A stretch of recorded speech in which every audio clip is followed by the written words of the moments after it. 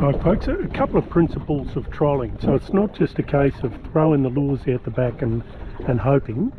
Just keeping an eye on this tip here now. So one important principle is making sure that your lures are working effectively. And by that you can see here the rod jiggling and the tip is bouncing. Okay, that means your lure is working under. Oh, there we go. There we go.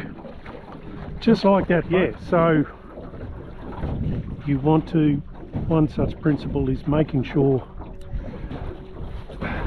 your lures are working productively. You can vary it, the distance, and that varying the distance too varies how much they dive. So I've just got it angled up a little bit too, so it's not, before they were just hitting the bottom a bit too much. It's all right to hit the bottom, but when they're bouncing around, you want to just get that action right. So number one principle is making sure the rod's working effectively.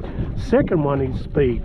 So up the top here I've got basically my speeding knots. I like around that, for trolling for bass, yellowbelly, flathead, around that 1.1 to 1.2 knots, which is effectively a fast walking speed. So that's another thing. Third thing is I'm watching my sounder here and watching these contours, and where these contours are closer together are basically sort of drop off step changes, and that can attract fish. Oh, and on this time, big time. There we go. So stop that motor. We're feeling the kicks here. So yeah, look, some people say that trolling's boring, but to be honest, I don't know that they're trolling effectively. So it isn't just a case of throwing out your lure and hoping for the best. Yeah, I'm going to call this for another yellowbelly. Don't mind too much if I'm wrong, but it's the way it's fighting, staying deep. Now I'm just using my rod here as a shock absorber. Just one arm. Here's the rod, just holding on an angle. And one thing, you don't want to be pointing your rod straight at the fish, or else then you're not getting any absorption from the rod there. You know, basically you're just, you know, it's all straight from the reel. It is another yellowbelly. So I'll bring him over closer to me.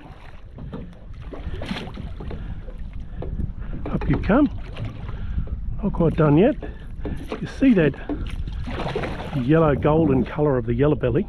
Also they've got that small head, big fat football stomach body. Again, he's on that centred RMG poltergeist lure. Again, another good, well-conditioned fish. Just coming up. There's some bait there. So hopefully, oh, there's some fish and bait. So hopefully we will get some action here soon. Oh, like that, folks. Oh, wow, he smacked that. Might just stop this motor. Nice, he belted that. Sober mark. Oh, I got that fish.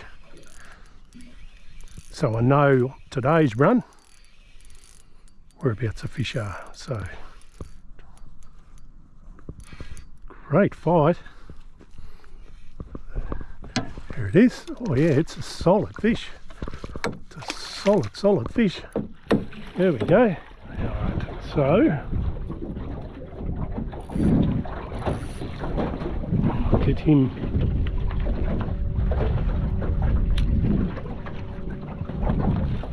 Nice cast back behind the boat, let out a bit of line, just drop it down in the rod holder. Now I like to sort of have it angled at the side so it proves that hook up rate. Rather than pointing it straight back, it'll take the line directly off the reel. This is pulling line from the rod, which will increase the chances of your hook up. So that's nodding along nicely there now. Now see why I not have to worry too much about walking around here. I've got my water snake geospot. Now I've got it there on, basically I've set the direction. So I'm going straight ahead in terms of where I'm looking on this sounder, and I've got it on spot where I've got that last fish. Again, let's get this one back.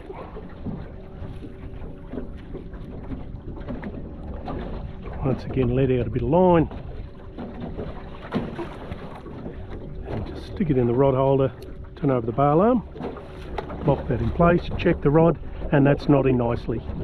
Again, they're beautiful action of the rod. The other thing, what you want for this sort of fishing, the other basically principle is good light rods. So 2 to 4 kilo here, graphite rods. So you don't want the fiberglass too sloppy.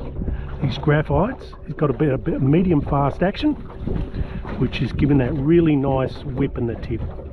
And in this case here, this is a beautiful Lox rod, and over there I've got a Tackle Tactics rod over there. So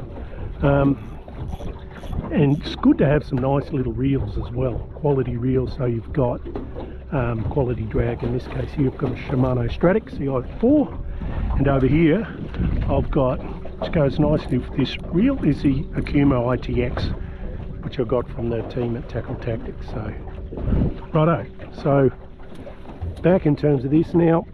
The other thing, excuse me, I'm just tracking my line where I got that last fish, and basically what I do is that I mark on here, and I'll even say yellow or yellow sort of number, October 25, or just some sort of a marking, so it acts a bit like a fishing diary as well. So following these contours now. Now the other thing you want to look for, yet another principle, is to be trolling where basically there's some bait, and ideally you sort of see the fish with that bait. So if I'm sort of trolling around, I'm not seeing any of that, I'll move to another spot. So in this case here, I've got some marks here where I've got fish from previously, or where I've marked them this morning. So there we go, folks. There's a few principles for trolling. And the other thing critical to have, in my mind, is an electric motor. So really cuts down that noise. Yes, you will still get them with power motors, but it really does cut down that noise and allows you to sort of set your direction, set your speed, particularly some of these lines like the Water Snake Geospot, or some of the Minn Kotas. Yeah, and you can, it's much quieter, and you're also not sucking in that smoke. So I have done both, and both work, but I do prefer this electric style. Wow, what a hit! What a hit! Look, this is another big yellow. Wow, what a hit! This might be another big yellow. Oh, it's a solid fish. If we can move this other rod up this upper end. Alright, let's see what we got. Whether we got another yellow or Barry Bass. Certainly feel some weight in the kick. Yeah, I wonder if this is another yellow.